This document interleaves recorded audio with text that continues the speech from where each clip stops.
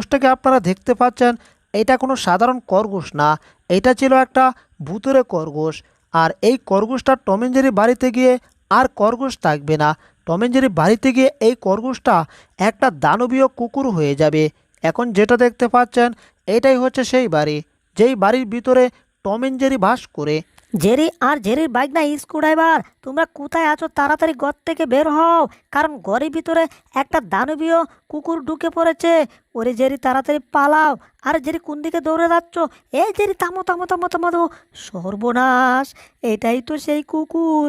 যদি দেখে ফেলে আমরা এখানে ঘপ করে খেয়ে ফেলবে। এই চুপ থাকো, চুপ।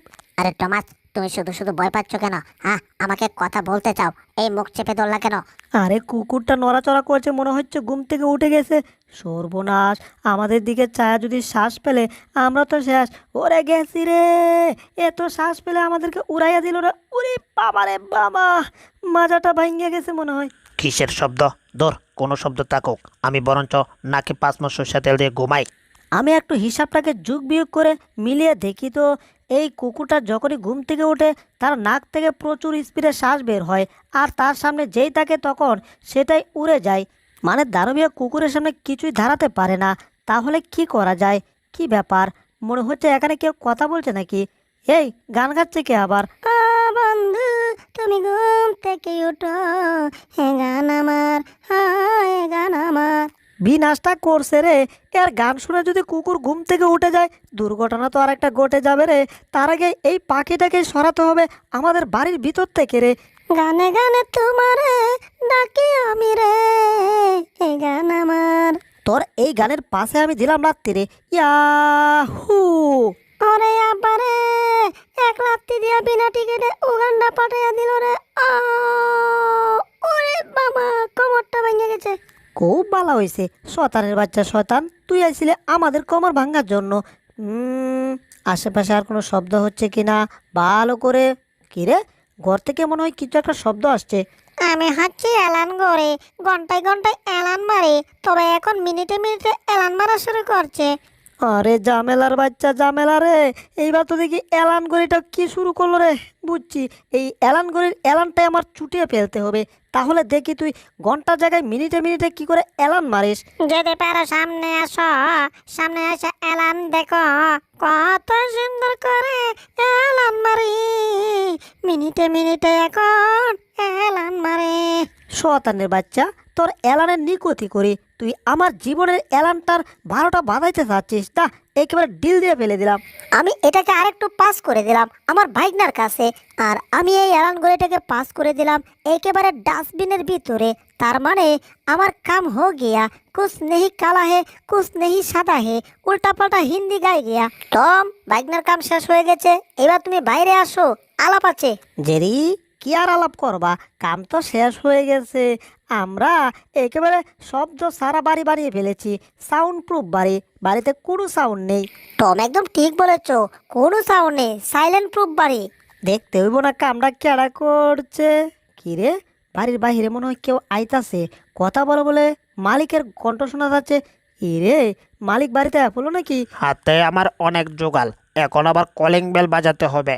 কেমনে কি করব বুঝতাছি না আমি। তা কষ্ট করে হলে কলিং বেল বাজাইতেই হবে আমার, তা না হলে টম দরজাই খুলবে না। বিনাশটা করছে রে কলিং বেলে যে সাউন্ড রে বাবা। এইবার তো কুকুর নিশ্চিত ঘুম থেকে উঠেই পড়বে রে। ওরে, এই বুঝি কলিং বেলে দিল চাপ রে। ওরে, আমার তো ভয়ে বুক কাঁপতাছে। ওরে, এই বুঝি দিল চাপ রে। এইবার তো ভয়ে আমার নাক কাঁপতাছে। যদি কুকুর একবার উঠে পড়ে, ওর নাকের শ্বাসে আমরা উড়ে যাব একেবারে বিনা টিকিটে উগান্ডায় রে। ওরে রে মালিক, এখান থেকে সরুন, কলিং বেল ভুলে বাজাবেন না। আরে টম, কি করছো? আমি তোমার মালিক না, মালিকের পোশাক পরে আসছিলাম। ডেলিভারি ম্যান টম, চলেই তো যাচ্ছ। একটা কাজ করো, আমার এখানে সাইন করে যাও। আমি যে তোমাকে মালটা পৌঁছায় দিছি এটার একটা প্রমাণ দিয়ে যাও। এটা সমস্যা নাই, সাইন করলে কোনো শব্দ হবে না। আগেই বলে রাখি, আপনি মালিক হন আর ডেলিভারি হন, তাতে কিচ্ছু যায় আসে না। কথা একটাই, কোনো সাউন্ড করা যাবে না, কারণ সাউন্ড করলে আমাদের জীবনের সাউন্ড 12টা বেজে যাবে। এই যে আপনার সাইন করা দেওয়া হয়ে গেছে, এইবার তাড়াতাড়ি বাক্সটা ঘরের ভিতর নিয়ে ঢুকে পড়ি। আসলে মালিক যে কি অর্ডার করছিল আমি কিচ্ছু জানি না। এইবার একটু শান্তি পাচ্ছি, শান্তির মা নায়ার থেকে ফিরে আসছে। কিন্তু বাক্সের ভিতরে কি আছে এইটাই তো আমি বুঝতে পারছি না। বাক্সটা তো একটু খুলে দেখা দরকার। এই এই গেছে, এই যা যা বাবা, ভাবছিলাম বাক্সটা পড়েই গেছিল। এই বুঝলাম না, বাক্সটা এভাবে মাঝে মধ্যে লাভ মারে কেন, ব্যাপারটা বুঝতেছি না। তাড়াতাড়ি বাক্সটা খুলে দিই তো। এ, এটা কি? এ এ এ সর্বনাশ, এটা তো পুতুল রে বাবা, এটা ভেবে নড়াচড়া করছে কেন? হ্যাঁ, এটা তো পড়ে গেছে রে হাত থেকে। সর্বনাশটা হয়েছে রে, পুতুল তো এবার লাফালাফি নাচানাচি শব্দ শুরু করে দিছে। আমি একটা স্প্রিং পুতুল, আমি লাফিয়ে লাফিয়ে চলাফেরা করি, আর লাফানোর সাথে সাথে আমি বাঁশি বাজিয়ে চলি, কারণ সবাই সংকেত পায়, রাস্তা ক্লিয়ার করে দিয়ে যায়। সামনে যা পড়বে তাতে আমি ডুস মেরে তারপর রাস্তা ক্লিয়ার করি ভাই। তাইলে তো মান্না ভাইয়ের ডায়লগ, উস্তাদ ওই কাম সারা। এখন দেখি এটা আসলে কি করতেছে, কুকুর ঘুম থেকে উঠতে পড়তেছে নাকি? সর্বনাশ, জেরি দেখো পুতুলটার কত বড় সাহস, দানবীয় কুকুরটার উপরে উঠে গেছে, তাও আবার উপরে উঠে বাঁশি প্যাপ প্যাপ করে বাঁধাচ্ছে। কিন্তু কুকুরটা এখনো ঘুম থেকে উঠছে না সেটা দেখলাম, কিন্তু নড়াচড়া করতেছে। এইবার বুঝি আর ঘুমে থাকবে না, এটা ঘুম থেকে উঠে গেল বুঝি। ওরে না না না, একারে আর তাকা গেল না।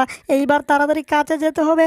জেরি তাড়াতাড়ি আসো, এই পুতুলটাকে যেমনি হোক কুকুরের উপর থেকে আমাদের সরাতেই হবে, আর তা না হলে আমাদের হাইক্যাওলা বাস খাইতে হবে রে বাবা। কিন্তু কি করে এটাকে উপর থেকে নামায়? মাথায় একটু বুদ্ধি পাইছি। জেরিকে প্রথমে ধরে জেরিকে দিয়ে আমার ঢিল মারতে হবে। জেরি, টেনশন নো মাত করো, হ্যাঁ, বাঁচার জন্য একটু এটা করো, ইয়াহু। যাক, ডিল দিয়ে ডিল একেবারে পুতুলের গায়ে পড়েছে, এতে পুতুল আর জেরি দুইটার নিচে পড়ে গেছে। কিন্তু জেরি যদি মাথা গরম হয়ে যায় তাহলে অবশ্য আমার খবর আছে। জেরির বাইক না স্ক্রুড্রাইভার, তুমি একটু বুঝায় করে যায়, হ্যাঁ।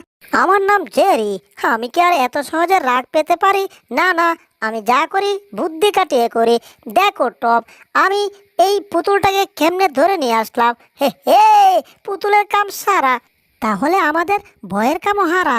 মামু, তুমি তো দারুণ কাজ করছো। তুমি এই পুতুলটা নামায় দিচ্ছ, তাইলে পুতুলটা যাতে জীবনে আর না চলে এই ব্যবস্থাটাও করো। অফকোর্স জাহাপনা বাইক না, তুমি কি করে ভাবলে সেটা আমি করব না। এই দেখো, পুতুলের ব্যাটারি আমার হাতে, তার মানে পুতুল আর চলবে না। ও, তার মানে এটা স্প্রিং পুতুল না, ব্যাটারি চালিত পুতুল ছিল। ইয়েস টপ, এটা কোনো স্প্রিং পুতুল ছিল না, এটা ছিল একটা ব্যাটারি চালিত পুতুল। আর যেহেতু ব্যাটারি খুলে ফেলেছি, এটা চলবে না। আর এটা যেহেতু চলবে না, এটা থেকে কোনো শব্দ হবে না। আর শব্দ যেহেতু হবে না, ওই কুকুরটা ঘুম থেকে উঠবে না। আবার কে আইলো বুঝলাম না, দরজাটা খুলে দাও তো দেখি টম। আচ্ছা ঠিক আছে জেরি, এখনই খুলতাছি, কারণ বাইরে প্রচুর শব্দ করতেছে। 1 2 3, দরজা খুলে ফেলেছি। আমি হচ্ছি ব্যান্ড পার্টির বাঁশিওয়ালা। আমি এখন আপনাদেরকে কক্কা মার্কা বাঁশি বাজিয়ে শোনাবো। আমার বাঁশি শোনার জন্য জঙ্গলার হেয়ার কুকুর সবাই পাগল, শুধু মানুষ আর ইঁদুর বিড়াল এরাই শুনে না। ওরে, আমি পু দিতে পারছি না কেন, কি করলো রে? ওরে, ফুটে গেলাম। ওই বেটা, তুই পুটলেও দূরা ভাগিয়া পুট, একারে পুটলো শব্দ হবে, আর শব্দ হলে কুকুরটা ঘুম থেকে উঠে যাবে। আর কুকুর ঘুম থেকে উঠে গেলে আমাদের 12 দুকারে 26টা, তুকুন আমার 12 দুকারে 24টা বেঁধে যাবে। তবে এইবার একটু শান্তি লাগতেছে, কারণ মনে হচ্ছে বাড়ির ভিতরে আর কোনো শব্দ করার মতো কিচ্ছু নেই। জেরি, এবার আসো আমরা হ্যান্ডচিপ করি, তার মানে আমরা সাকসেসফুল হয়ে গেছি। এই জেরি আর জেরির বাইক না স্ক্রুড্রাইভার, তোমরা কোনো কথা বলবে না, চুপ থাকো। শোনো, আমরা এখান থেকে চুপি চুপি বের হয়ে যাব, কারণ এই ঘরের ভিতরে আমরা আর থাকবো না, আমরা বিপদে থাকবো না। ঘরের ভিতর থাকা মানে একেবারে বিপদে থাকার সমান কথা। তাই ধীরে ধীরে ঘর থেকে বের হয়ে গেলাম। এইবার ঘর থেকে বের হয়ে আমরা বাহিরেই কাটাবো সময়, বাহিরে ঘুমাবো, বাহিরে রাত কাটাবো। দরকার পড়লে আমাদের জীবনটাই বাহিরেই শুয়ে ঘুমিয়ে শেষ করে দেব। তাও ওই কুকুরের শ্বাসের মধ্যে পড়ে একেবারে উঠতে উঠতে এখানে ওখানে ঢুসকে মাজা ভাঙবো না আর। আর এনে ঘুমাইলে আমাদের কী তা হয়েছে আমরা কি জানি না? ঘরের ভিতর কি, ঘরের ভিতর ঘুমাইলেও যা, ঘরের বাইরে ঘুমাইলেও তা, এই জন্য আমরা এখান থেকেই শান্তি ওরে গেছি রে। কিতা বাইর হইলো রে, কুকুরটা বাইর হইলো হুট করে দরজা খুলে। ওরে আমরা তো চ্যাপটা হইয়া গেছি রে, বাইরেও শান্তি নাই ঘরেও শান্তি নাই। তাইলে শান্তির মারে কোথায় গেলে খুঁজে পাই? আরে ডগি, ডগিটা এভাবে দৌড়াদৌড়ি করতেছে কেন? আরে ডগি তুমি থেমে যাও। আরে ডগি তো থামবে না। এটা তো রিমোট কন্ট্রোলার ডগি, এটা একটা রোবট। এটা অনেক সময় রূপ পরিবর্তন করে, আর সে যখন রূপ পরিবর্তন করে তখন সে এভাবে দৌড়াদৌড়ি করে। একটু পর দেখবে এটা ঠিকই পরিবর্তন হয়ে গেছে একটা ছোট রোবটে। হ্যাঁ, এটা তাহলে রোবট ছিল। তাইলে তো এটার ব্যাটারিটা খুললে দিলেই কাম হয়ে যেত। আমরা শুধু শুধু ভয় পাইছি। এই, এটা আমাদের সামনে আবার লাফ দিয়ে করতে গিয়ে এসে পড়লো, কিছুই তো বুঝতাছি না। বললো দেখো তো দেখি। টম, আমিও তো কিছু বুঝতেছি না। এদের সাথে তো জেরি আর তার ভাইগনাও গেছিল। আরে জেরি আর তার ভাইগনা মনে হয় চলে আসছে, কিন্তু এই জিনিসটা কি? এত মোটা কুকুর ছিল, সেই কুকুর থেকে এটা আবার কি হয়ে গেল? ওরে, এটা আবার কেমন করে রে? এটার অবস্থা দেখে তো ভয় করছে। সর্বনাশ! এ এ এ এ মনে হয় এটা ডেট ওভার। আরে ওরে এরে, চলে যাও চলে যাও চলে যাও। হ্যাঁ, এখন আর নড়তাছে না, মনে হয় এটা মহিলা গেছে। রোবট প্রবলেম, রোবটের যান্ত্রিক ত্রুটি আছে, আর রোবটের পেটে গোড়া কৃমি আছে, যার কারণে রোবটের মাথা ঘোরাইছে, আর মাথা ঘোরায় স্ক্যান করছে, স্ক্যান করে ডিটেক্ট করতেছে যে আমার রোবটের শত্রু কে কে। সেই শত্রুগুলাকে সিলেক্ট করা হয়ে গেছে, এখন অ্যাটাক করা হবে শত্রুর দিকে। সর্বনাশ! এটা কি কইতাছে? আমাদের নাকি ডিটেক্ট করে ফেলেছে, তার মানে এটা এখন আমাদের উপরে অ্যাটাক করবে। ওরে, এটা তো জাগ্রত হয়ে গেছে। ওরে ভাগো, অলরেডি গুলি করা শুরু করে দিছে, ভাগো। তোমরা পালাতে থাকো, কোনো লাভ হবে না।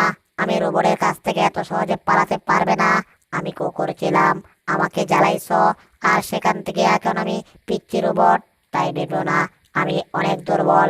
না না, আমি অনেক শক্তিশালী, একটাকেও ছাড়বো না। ভুলডগ, আমরা আগে পালাচ্ছি। বাঁচতে চাইলে তুমিও আমাদের পিছে পিছে এসে পালাও।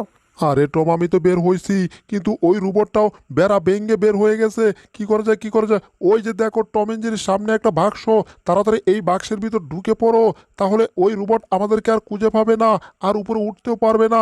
আর তা না হলে যেভাবে গুলি করতেছে একের পর এক, আমাদের শরীর খুঁজে পাওয়া যাবে না, সব একেবারে টেরা টারা হইয়া যাইব। কই গেল রে? What is this? This is কাঁচামরিচ।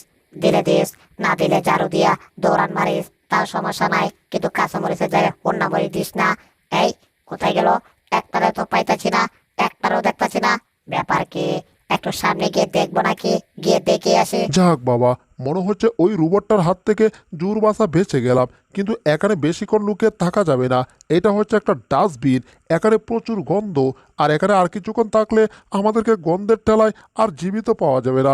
আমরা একেবারে পটল তুলে পটলপুর চলে যাব।